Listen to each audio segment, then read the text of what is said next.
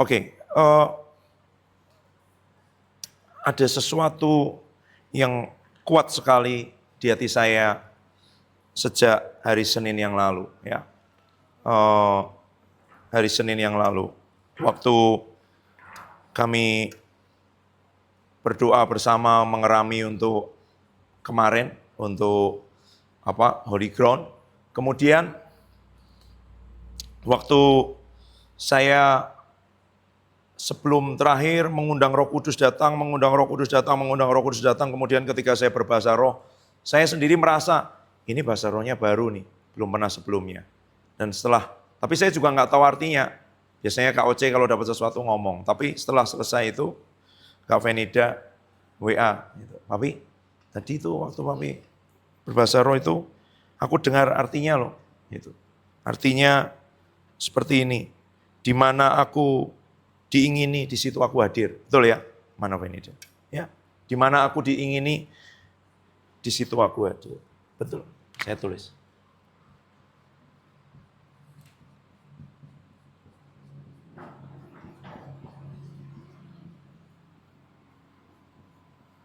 Diingini atau diinginkan? Diingini.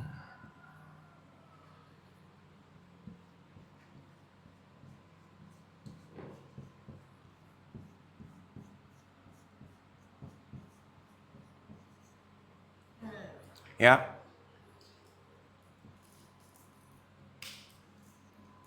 Satu, Tuhan Maha Hadir. Yes, betul.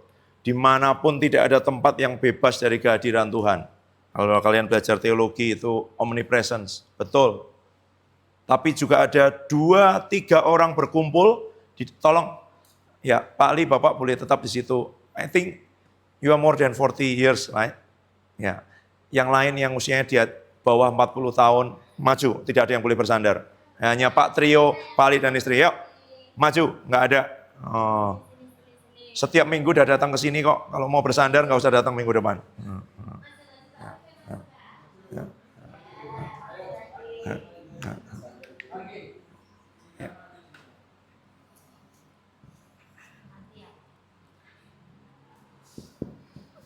Tuhan Maha Hadir, betul. 2-3 orang berkumpul, Tuhan hadir, betul.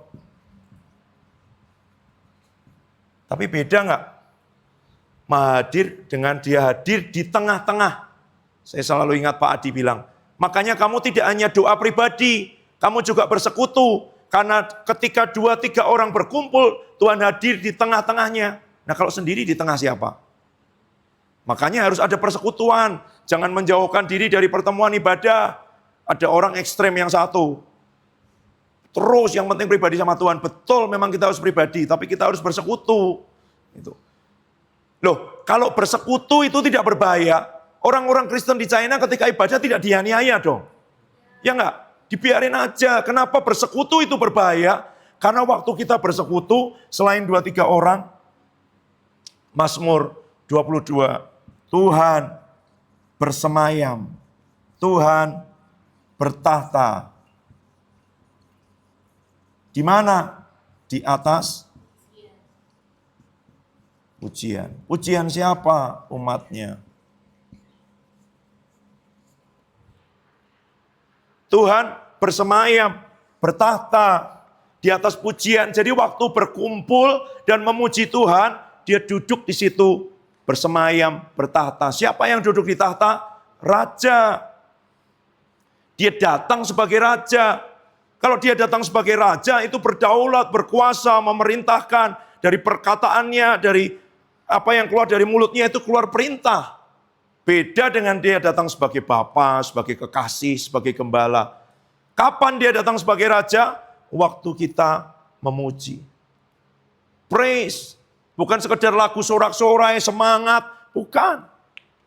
Praise itu pujian. Pujian itu tentang dia dan perbuatannya. Ya kan? Semua tentang dia dan perbuatannya. Tentang namanya, tentang sifatnya. Engkau ajaib, engkau luar biasa. Kita berkata dia Shaddai. The God who is more than enough, Allah yang lebih dari cukup, Allah yang bisa menyediakan dari tidak ada menjadi ada. Ya kan tadi, Rafa, Allah yang menyembuhkan, Allah yang memulihkan, Allah yang mengutuhkan. Elohim, Allah yang menciptakan semua.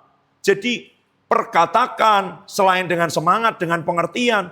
Kamu sedang ngomong, karena firman Tuhan begini, kamu menjadi seperti apa yang kamu sembah. Jadi kalau kamu tidak kenal yang kamu sembah, kamu jadi apa? Bingung lah. Kalau kamu menyembah yang maha kuasa, kuasa itu juga ada turun di dalam dirimu. Karena kamu semakin mirip gitu loh. Kamu kan bergaul. Saya pernah bergaul dengan seorang hamba Tuhan. Setiap hari Jumat saya jemput beliau pelayanan.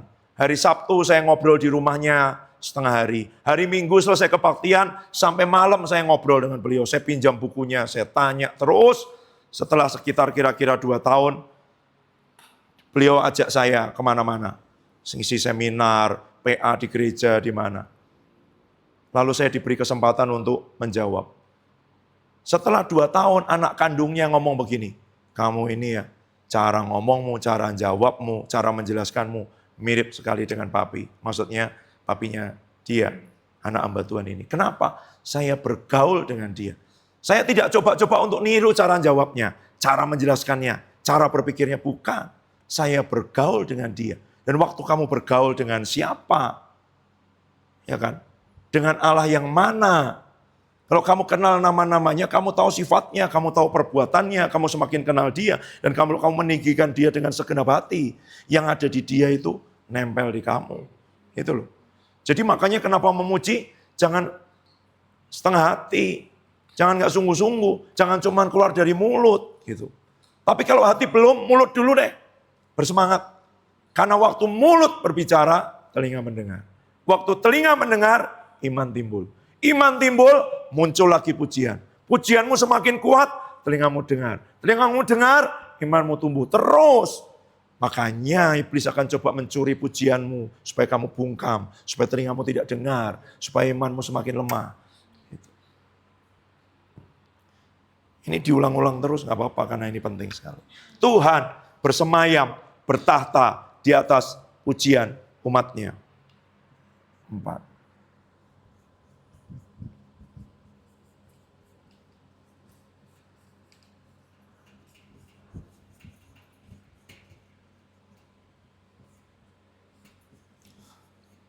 Tuhan bersemayam di atas tahta duduk. Tapi raja ketika hatinya berkenan, ketika dia merasa disenangkan, dia akan turun dari tahta dan bertanya, mau apa engkau daripadaku? Bukan lagi kita yang minta, tapi dia yang tanya kepada kita. Itu. Kapan raja turun dari tahta? Seperti ketika Esther menghadap Raja Ahasiweros. Dia datang mencari perkenanan raja. Dia datang dengan resiko karena dia tidak dipanggil dan resikonya adalah nyawanya. Dia datang tidak membawa kepentingannya sendiri. Dia datang membawa kepentingan bangsanya. Itu. Dan waktu datang ditanya, mau apa engkau daripadaku? Setengah kerajaan aku berikan. Orang yang mau cari perkenanan raja, dia tidak akan buru-buru waktu ditanya raja mau apa. Aku tidak mau apapun Tuanku. Aku hanya mau engkau hadir di perjamuan yang aku siapkan. Itu sebabnya waktu kita berkumpul, terutama yang memimpin, tanya Roh Kudus, engkau kepengen apa? Engkau kepengen apa? Karena itu mempersiapkan perjamuan, pesta. Ini cuma perjamuan sederhana, Raja, kiranya Raja berkenan hadir. Perjamuannya apa? Kasih yang dia suka, kasih yang dia mau, kasih yang dia kepingin. Lagu apa? Pujian apa? Lalu setelah turun dia tanya lagi, mau apa engkau daripadaku? Esther tidak menjawab. Hamba hanya minta, kalau Tuanku berkenan besok datang lagi. Itu aja. Saya ingat cerita Tommy Tini ketika anaknya kecil, perempuan datang, dia lagi baca koran, menunggu istrinya menyiapkan makan malam. Kemudian anaknya naik ke pangkuan dan bilang gini. Dia tanya ke anaknya, "Nak, kamu kok deket-deket papa mau minta sesuatu?" "No, Daddy. I just want to say I love you." Wow, masa sih anak ini? Udah, turun lagi, lari-lari, datang lagi. "Oke nak, sekarang kamu boleh ngomong, kamu minta apa?" "No, enggak papa. I just love you. I don't want anything." Taruh anaknya di kursi, dia pergi ke dapur, tanya ke istrinya, "Makan malam siap berapa lama lagi?" 1 jam. "Oke, nak ikut papa." "Kemana?" "Kita jalan-jalan ke kota." Diajak ke toko mainan. Dan bilang, "Setengah dari toko ini pun boleh kamu pilih." Kenapa? Karena dia mencintai rajanya. Dia tidak menginginkan yang lain. Waktu sampai di titik itu. Kenapa? Kenapa Esther tidak mau ditawari separuh kerajaan? Karena kalau dia dapat rajanya, dia tidak hanya dapat separuh, dia dapat semua. Itu banyak orang serakah, baru ditawari separuh aja luar biasa nih. Gitu. Ya kan? Masa kalah cerdas sama anaknya Herodes. Putrinya Herodes itu waktu ditanya, "Mau apa engkau daripadaku?" Separuh istri kerajaan. Dia jahat sih ngikutin mamanya ya kan. Mau kepala Yohanes Pembaptis. Tapi dia tukerin loh separuh kerajaan itu. Gitu. Ya, jadi Tuhan melangkah turun dari tahta. Ini yang orang ngomong revival. Lawatan. Kebangunan rohani. Bukan KKR. Ibadah-ibadah gitu.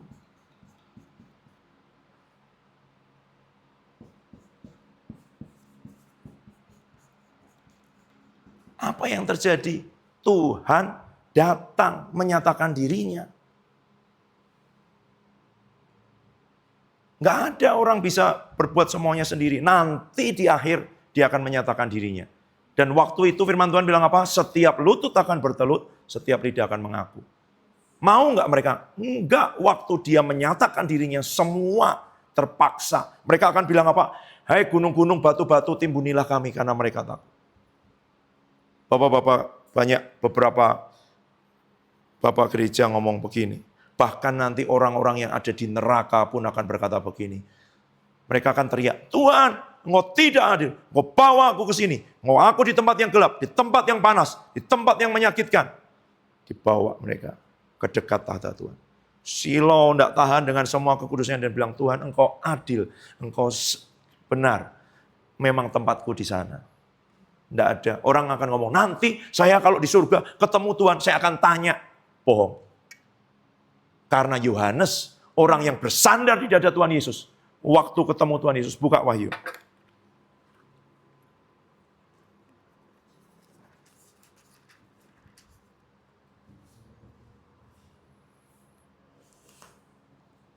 Wahyu 1.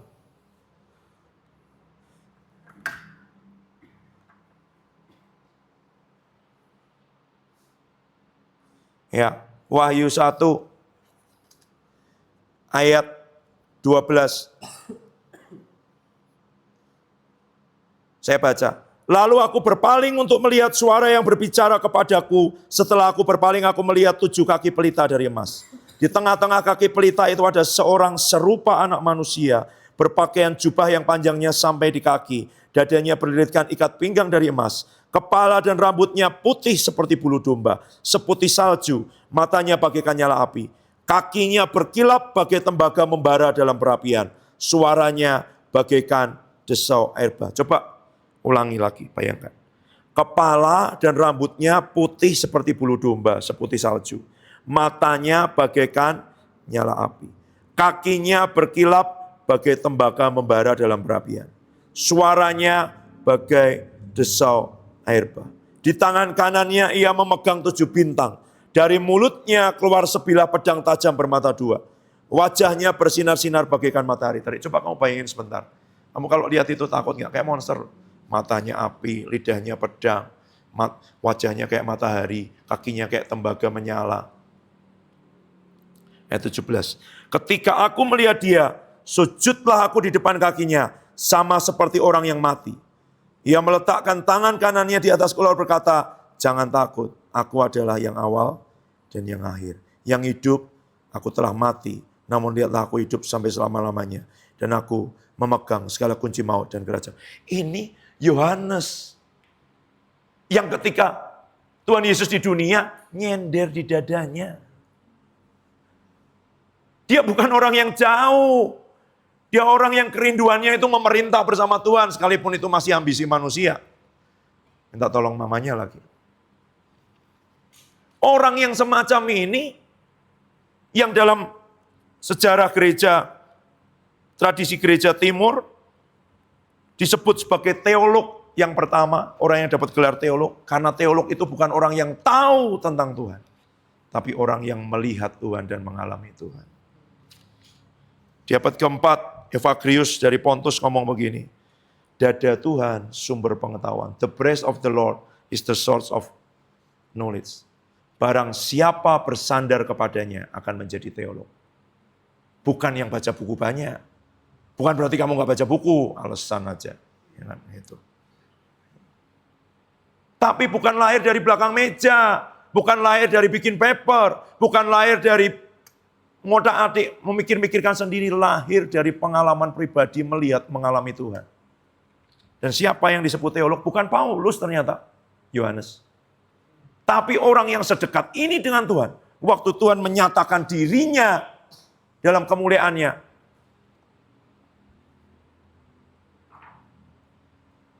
apa yang terjadi?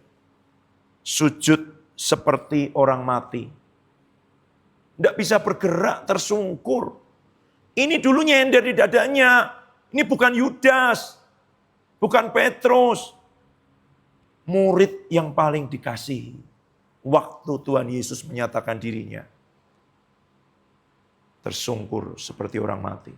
Orang mati bisa bergerak nggak? Nggak bisa, karena kemuliaan sebesar itu. Jangan ada yang ngomong lah, nanti di Tuhan saya mau tanya. Nggak mungkin. Sisi ini tentang Tuhan, tentang Raja kamu harus tahu. Dia bukan hanya di lukisan itu bawa domba di pundaknya gini, bawa tongkat. Tuhan Yesus pakai jubah biru gitu. Enggak ada yang lukis nih, matanya api, wajahnya kayak matahari, rambutnya kayak bulu domba. Enggak ada kan, semua lukisan Tuhan Yesus rambutnya juga hitam, coklat. Ini loh dalam kemuliaannya, kakinya menyala. Yohanes aja seperti itu. Itu. Tuhan melangkah turun dari tahta. Kebangunan-kebangunan rohani terjadi di Azusa Street, di Wales, di Korea. Apa yang terjadi? Orang-orang berbondong-bondong meninggalkan dosanya, berbalik kepada Tuhan, datang kepada Tuhan dalam pertobatan, nggak dikhotbahin. Jarak sekian meter, sekian puluh, sekian ratus meter. Ada orang mengolok-olok, tiba-tiba mereka berdiri mematung. Tiba-tiba dia nggak bisa lagi ngomong apa-apa dari mulutnya. Itu terjadi. Gitu. Waktu Tuhan melangkah turun dari tahta. Dan itu yang dirindukan, itu yang diinginkan. Sekarang gimana Tuhan melangkah turun dari tahta? Ketika dia menerima undangan untuk datang ke perjamuan. Masalahnya tidak lagi banyak orang menginginkan dia, menginginkan Roh Kudus, menginginkan dia datang. Gitu. Ya, saya rasakan ini tapi dapat konfirmasi dari cerita dari banyak orang. Mungkin kalian nggak tahu apa yang terjadi di banyak tempat, ya kan? Tapi itu yang sedang terjadi di banyak tempat. Dia digantikan dengan semua fasilitas, alat-alat yang canggih, yang hebat, semuanya, suasana, lampu, apapun. Orang mulai tidak berani atau merasa, janganlah terlalu fanatik nanti. Menggantikan, kemarin di mobil, Bu Cindy ngobrol dengan saya. Beliau merasa, Pak, saya rasa dulu ngomongnya semua Roh Kudus, Roh Kudus. Tapi ada yang sekarang mulai diganti. Oh ya, Tuhan bicara di hati, dari hati saya keluar gini, ada tuntunan di hati. Kenapa? Kita takut ditolak. Tapi waktu kita takut ditolak manusia dan dunia, kita sedang mendukakan hatinya. Itu masalahnya. Lebih berat. Banyak orang lebih suka hormat akan manusia. Makanya Tuhan terpaksa mungkin memakai orang-orang seperti saya, ya kan? Yang dulu tidak kenal dengan bahasa-bahasa itu, tidak kenal dengan pribadi Roh Kudus, nggak pernah ngomong itu. Tapi sekali ketemu Roh Kudus, saya akan ngomong, ini Roh Kudus bilang, ini Roh Kudus yang nuntun, ini yang Roh Kudus mau. Kita cari apa yang dia mau. Nggak ada yang lain. Karena semua yang lain malu-malu ngomong tentang Roh Kudus di depan banyak orang.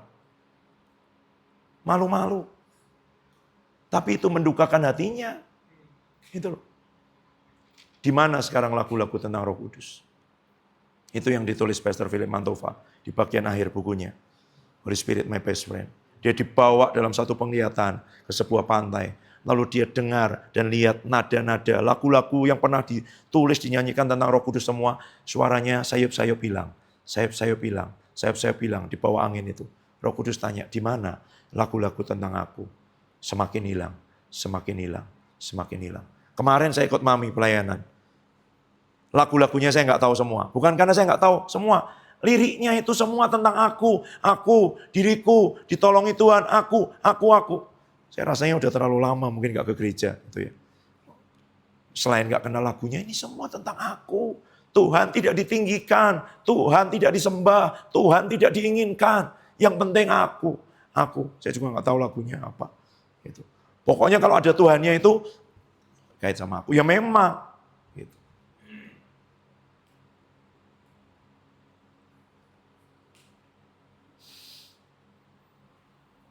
Tapi jangan lupa, ada sisi Tuhan yang seperti ini. Ya. Kalau dia datang sekarang, juru selamat, dia akan datang lagi hakim. Itu masalahnya. Itu. Tuhan melangkah turun dari tahta. Ingin nih, undang. Come Holy Spirit, welcome Holy Spirit.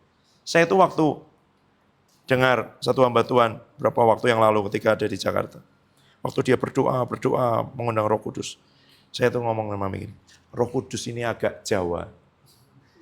Kalau diundang sekali belum datang, diundang 2 kali belum, diundang lagi terus gitu. Dia, ya saya nggak ngomong gitu, tapi kalau orang itu kayak ada traumanya gitu ya, benar-benar diinginkan nggak sih? Karena di banyak tempat dia di-prank. Nggak benar-benar diinginkan, dimanfaatkan ya.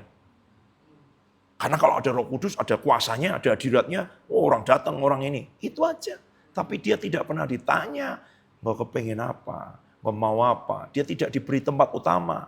Waktu semua udah terjadi, dia tidak diberi pujian. Dia tidak diberi kemuliaan. Saya merasa itu sedang terjadi di banyak tempat. Ya.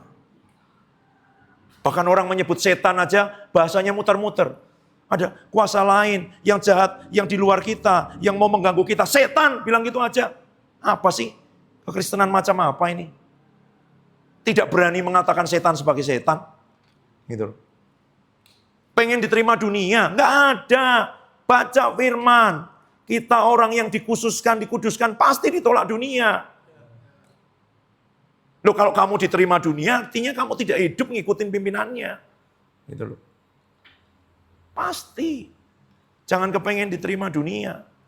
Kamu akan tersiksa karena ada Roh Kudus dalam dirimu yang terus narik-narik kamu. Mending murtad sekalian. Lebih enak berbuat dosa. Kamu terganggu berbuat dosa karena ada Roh Kudus itu yang narik kamu, yang terus meyakinkan kamu, yang terus mengatakan kebenaran, yang terus ngomong di dalam hatimu. Gitu loh. Gitu. Jadi kalau ke surga, ke neraka, sekalian. Jangan nanggung-nanggung. Kamu seperti orang yang ditarik-tarik dengan seperti itu. Gitu. Apakah iblis tidak coba menarikmu? Coba. Tapi bilang aku mau engkau Tuhan. Ya kan? Itu. Salib di depan, dunia di belakang. Udah, salibkan semua Tuhan. Itu. Ya. Saya pernah khotbah seperti ini di gereja, tidak diundang lagi. Kata gembalanya terlalu keras. Langsung ngomong begini, Bapak Ibu nggak apa-apa ya sekali-sekali berdarah-berdarah. Berdarah apa? Mau saya ngomong firman. Emangnya firman Tuhan nggak ngomong seperti ini? Loh, dengar apa? Dielus-elus terus. Oh nggak apa-apa, Tuhan baik di hidupmu, Dia setia. Ya, tapi kamu juga harus setia.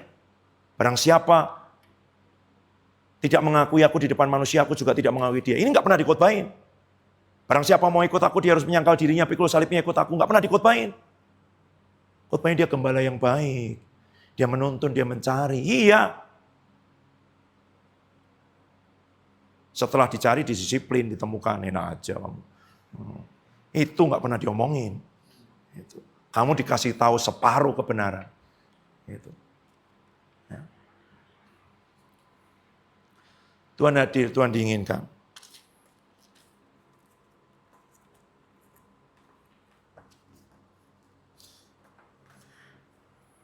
Dia bergerak leluasa. Saya mau sampaikan ini yang Tuhan kasih.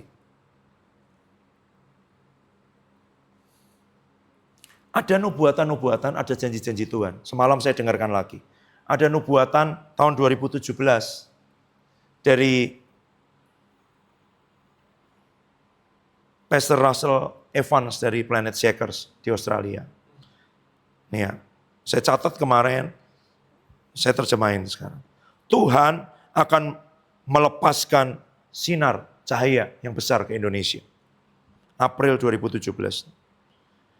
Dan ini Tuhan ya, aku akan membangkitkan, I'm raising up a church, glorious, strong, powerful.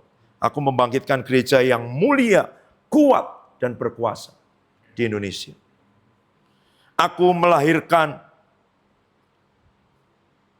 I'm raising up the house of Judah. Aku membangkitkan rumah suku Yehuda, rumah pujian, house of praise. Aku membangkitkan rumah terobosan, I'm raising up house of breakthrough.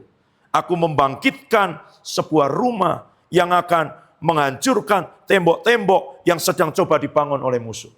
3, pujian, terobosan, dan yang akan merobohkan tembok-tembok. Akan ada pergeseran, akan ada pergerakan, akan ada perubahan, shifting, moving dari surga. Dan aku melihat jutaan, dan jutaan orang-orang muda on fire. Jatuh cinta dengan Tuhan Yesus, dan mereka akan melayani bangsa ini seperti yang belum pernah terjadi sebelumnya.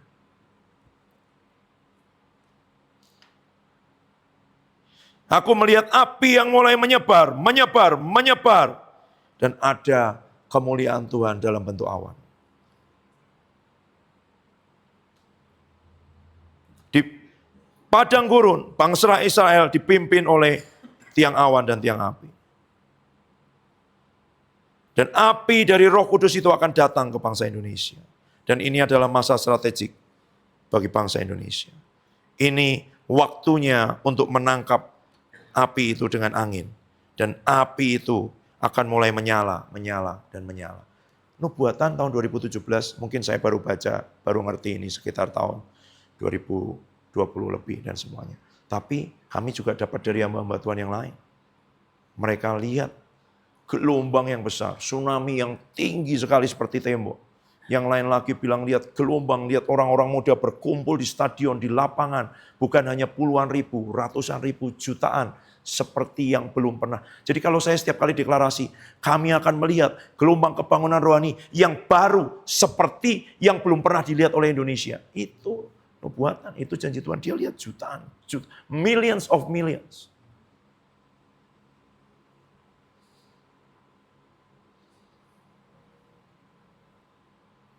Dan itu akan terjadi. Dan masalahnya, orang pikir gelombang itu jadi begitu saja. Dia datang otomatis. Tidak. Dia kayak pesawat muter-muter di atas. Pesawat muter-muter di atas. Cari landasan untuk mendarat. Kalau dia pesawat besar, Hercules, bawa semua barang, perlengkapan, bantuan, landasanmu landasan tanah, rumput yang cuma bisa untuk pesawat baling-baling penumpangnya 3 atau 5 orang. Nggak bisa mendarat dia, sekalipun dia ada di atas muter-muter terus.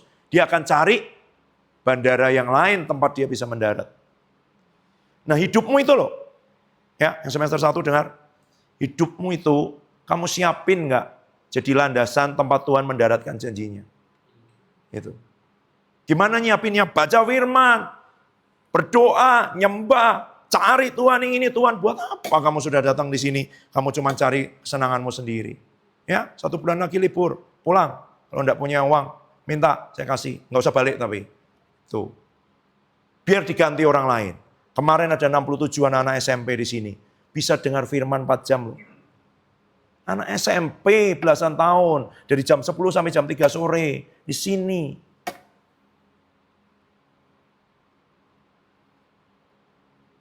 Kamu mau jatahmu diambil? Itu loh. Tuhan move on. Saul dipilih. Waktu Saul tidak melakukan kehendaknya, dia cari yang lain. Rencananya tidak gagal, orangnya diganti. Gitu loh. Rencana Tuhan atas Sumba, atas Kalimantan Tengah, Kalimantan Barat tidak gagal, tapi dia cari orang lain.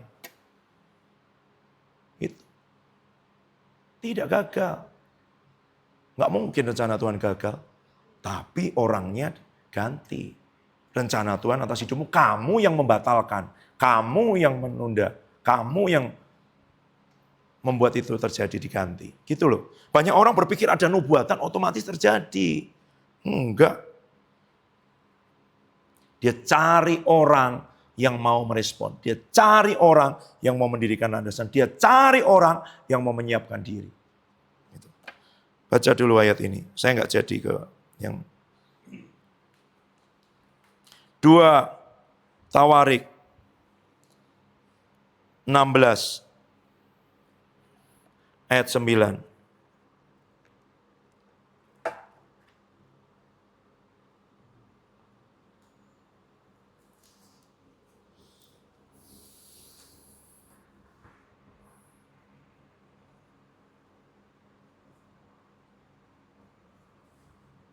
Baca bersama dengan saya. 2, 3.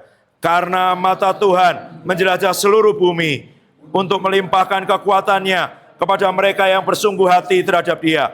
Dalam hal ini engkau telah berlaku bodoh. Oleh sebab itu mulai sekarang ini engkau akan mengalami peperangan. Ya. Asa, Raja Yehuda. Apa firman Tuhan? Mata Tuhan menjelajah seluruh bumi untuk melimpahkan kekuatannya pada mereka yang bersungguh hati terhadap Dia. Terjemahan lain bilang begini. Terjemahan literalnya bilang begini. Yang hatinya perfect towards Him. Yang hatinya sempurna, seutuhnya tertuju kepada Dia. Hatimu tertuju kepada apa? Hatimu tertuju kepada siapa? Hatimu itu loh. Karena firman Tuhan bilang tidak bisa mengabdi kepada 2 Tuhan. Pasti kamu pilih salah satu. Waktu kamu lebih senang uang, pasti kamu mengabdi kepada uang. Tahu mengabdi? Kalau nggak ada uang bingung. Kalau ada uang juga lebih bingung lagi. Mau dia buat apa? Kalau nggak ada uang, bingung. Ini gimana nggak ada uang dengan itu? Itu hamba uang. Yang lain hamba keadaan. Yang mendikte perasaannya, keadaan apa yang terjadi. Bukan Tuhan. Karena kalau didikte keadaan, Tuhan Yesus tidak tidur di tengah badai. Kenapa dia tidur di tengah badai? Karena dia Tuhannya, bukan badai. Dia bisa bilang kepada badai, tenang, diam. Karena dia Tuhannya. Kalau ada masalah datang, kamu yang dibuat diam oleh masalah atau masalah yang kamu buat diam. Itu masalahnya. Itu loh.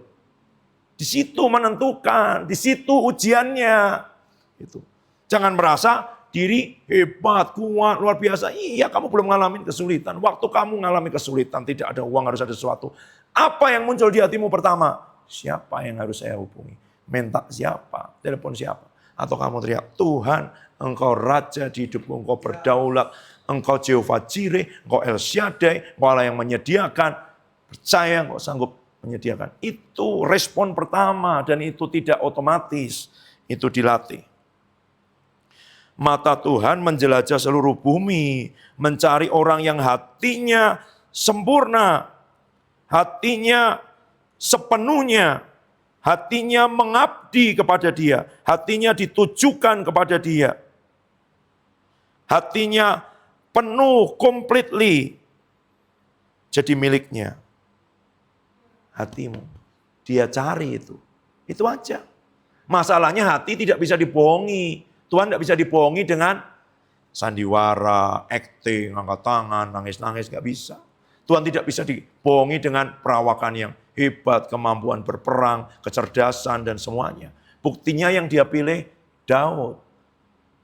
Dibanding kakak-kakaknya semua, kenapa kok pilih raja anak muda usia belasan tahun gembala kambing domba? Kenapa tiga kakaknya yang sudah punya pengalaman perang, badannya tinggi tegap? Terserah Tuhan. Dia lihat hatinya, manusia lihat yang di depan mata, Tuhan lihat hati. Itu. Apakah hatimu menginginkan Dia? Apakah kamu sungguh-sungguh menginginkan Dia? Karena Dia di mana aku diingini, di situ aku hadir. Ini bukan hadir mahadir, ini bukan hadir 2-3 orang berkumpul, ini bukan hanya hadir di atas pujian. Hadirnya ini loh, melangkah turun dari tahta. Di situ aku akan menyatakan kehadiranku, memanifestasikan kehadiranku. Di situ orang akan bisa mengecap dan melihat kebaikan Tuhan. Orang langsung ngerasa, ada yang dipeluk sama Bapa, ada yang diajak bermain sama Tuhan Yesus, ada yang macam-macam. Tapi luka dipulihkan, penyakit disembuhkan, masalah dibebaskan, ikatan dilepaskan, itu terjadi kapan? Waktu Dia melangkah turun dari tahta. Nggak usah ditumpangi tangan, nggak usah di itu lagi, karena Dia sudah melangkah turun dari tahta. Itu harus Dia diingini. Coba cek seberapa kamu mengingini Dia, lebih dari kamu mengingini liburan. Nggak selesai semester ini, pulang nanti aku. Kenapa pulangnya? Nggak usah doa pagi lagi, bisa bangun jam 7.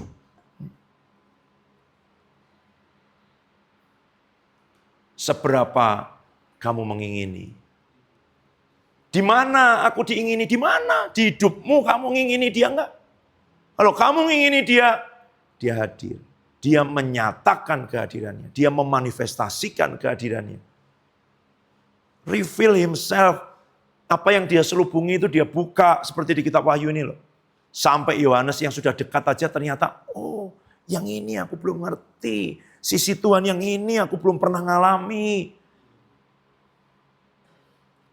Banyak orang baca Alkitab baru 1 kali, udah pernah kok. Loh, Yohanes ini 3 tahun pagi siang malam sama Tuhan Yesus dengan firman aja, ada yang dia belum tahu.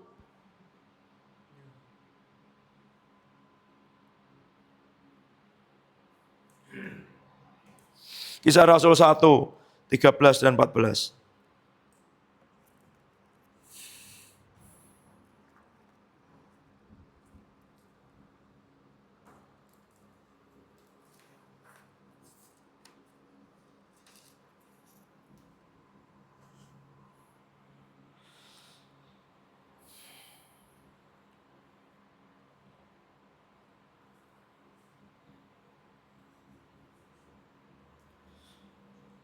Ya, baca bersama Kisah Rasul 1, 13, 14. 2, 3.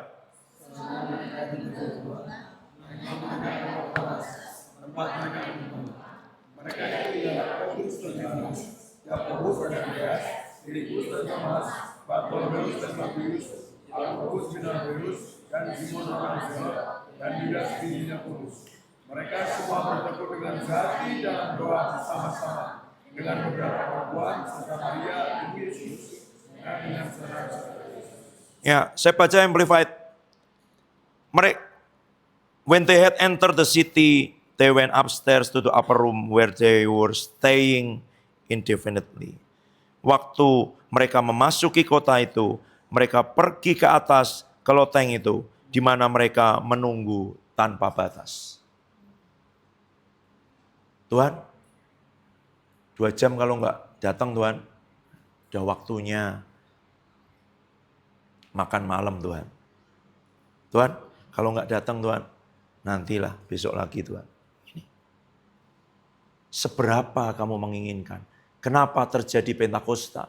Kenapa terjadi yang terjadi waktu itu? Api turun, mereka berbicara bahasa baru. Dan kemudian apa? Saya jujur ya, saya lihat wajah anak SMP kemarin jauh lebih bergairah loh daripada kamu dengar firman. Benar? Makanya seharusnya bukan ini firmannya. Tapi itu nanti kalau kalian berenang baru saya sampaikan. Terlalu dalam buat kalian. Nggak ada gairahmu sama firman. Nggak ada gairahmu sama firman. Ngapain kamu datang ke sini? Pengen jalan-jalan Salatiga? Ya nggak apa-apa sih. Nggak ada gairahmu sama firman.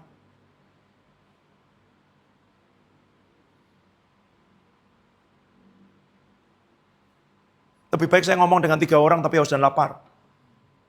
Buat apa 30 orang yang tidak menginginkan Tuhan? Dia cari orang yang bersungguh hati.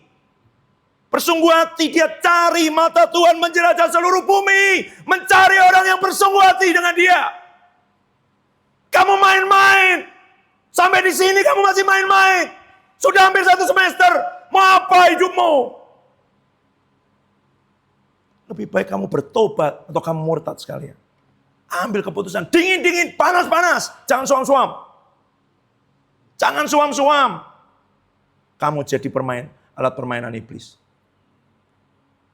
Buktinya masih setan yang menang kok. Buktinya masih bisa kerasukan. Itu artinya kamu belum menang.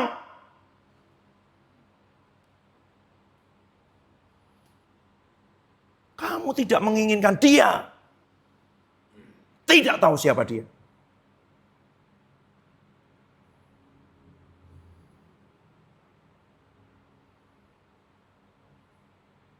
Kamu tidak tahu anugerah.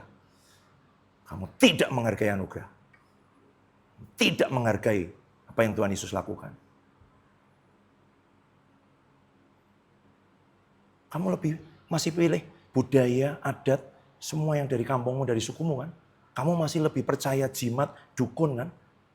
Kamu lebih percaya omongan itu kan. Daripada firman dan kuasa Tuhan.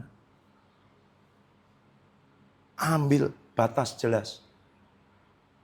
Jangan separuh-separuh. Jangan deket-deket Tuhan tapi hatinya ke uang nanti jadi Yudas. Ambil keputusan siang hari ini. Tuhan atau tidak. Ya. Anak SMP itu kemarin. Saya nggak merencanakan loh. Kemarin itu. Langsung saya googling, saya cari karena saya tahu ceritanya. Tapi kamu tahu apa yang saya khotbahkan karena SMP kemarin? Martir. Ada orang di India, namanya Nokseng, 150 tahun yang lalu, dari suku yang masih liar itu, datang misionaris dari Amerika, memberitakan tentang Yesus. Dan dia terima Yesus di suku itu, cuman dia, istrinya, sama 2 anaknya. Tapi kepala sukunya nggak terima, kenapa? Karena iman itu menyebar seperti api, seperti virus. Orang satu kampung mulai percaya Yesus, jadi bawa ke alun-alun.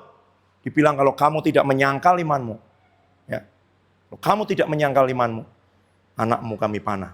Pemanah udah disiapin.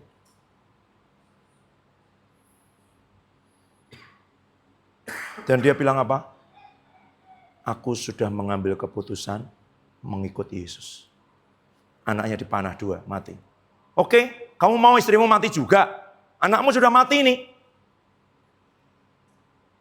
Dia bilang apa? Walau sendiri, ku tetap ikut. Istrinya dipanah. Udah, kamu nggak mau. Udah mati semua nih, tinggal kamu. Dunia di belakang, salib di depan. Ku tetap ikut. Itu lagu itu, kamu tahu nggak lagunya? Mengikut Yesus, keputusanku. Kak Dewi. Mengikut Yesus, keputusanku. Mengikut Yesus, keputusanku. Ku tak ingkar, ku tak ingkar. Walau sendiri, ku tetap ikut. Walau sendiri, ku tetap ikut. Walau sendiri, ku tetap ikut. Ku tak ingkar, ku tak ingkar. Dunia di belakang, salib di depan. Dunia di belakang, salib di depan. Dunia di belakang, salib di depan. Ku tak ingkar, Ini bukan lagu, ini pengakuan iman dari orang yang bayar dengan nyawanya ngikut Yesus.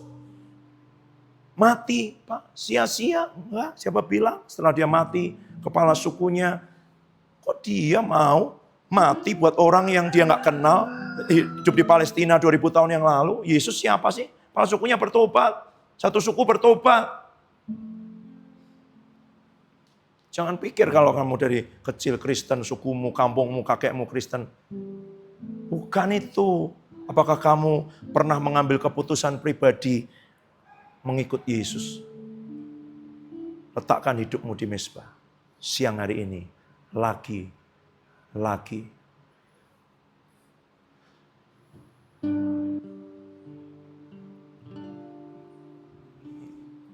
Yesus,